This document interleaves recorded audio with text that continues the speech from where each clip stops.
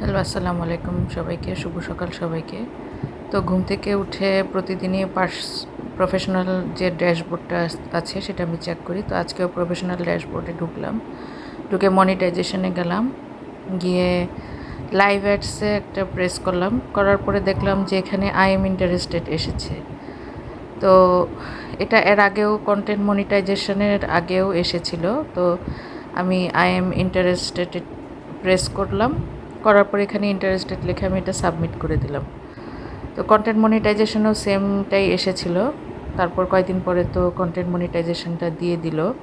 তো এটাও সাবমিট করে দেখি কি হয়।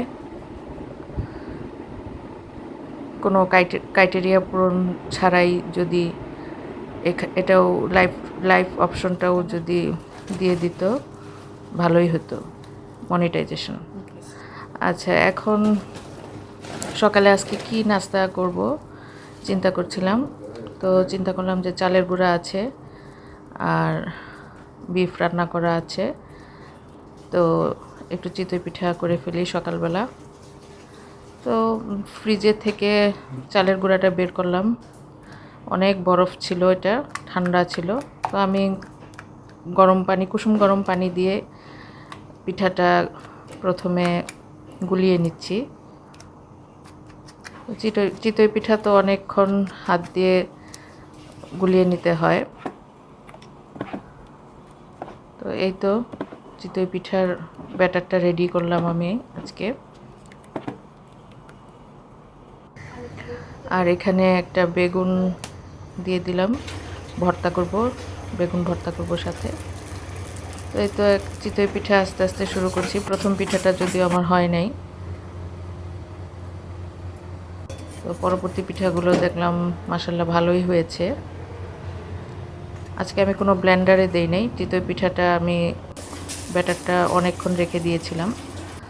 আর কড়াইটা যখন একটু বেশি গরম হয়ে যায় তখন একটু হালকা পানি ছিটা দিয়ে নিই। আর তেল তো ব্রাশ করতেই হবে কয়েকটা পিঠা বানানোর পর, নাহলে লেগে যায়, উঠতে চায় না।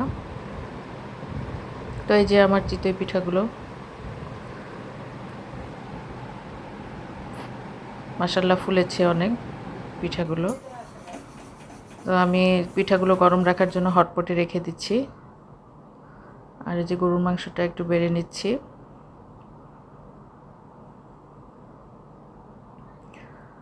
তো কন্টেন্ট মনিটাইজেশনটা দেওয়ার পরে এখন প্রতিনিয়তই ব্লগ দিতে হবে।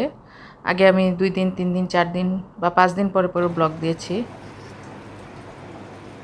আর এই তো বেগুনটা ভর্তা করে নিচ্ছি।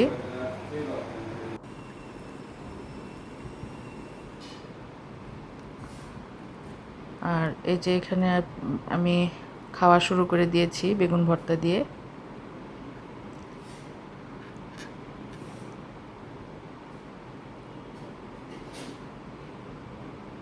তো পিঠাটা ভিতরে মাশাআল্লাহ অনেক জালি জালি হয়েছে পিঠাটা।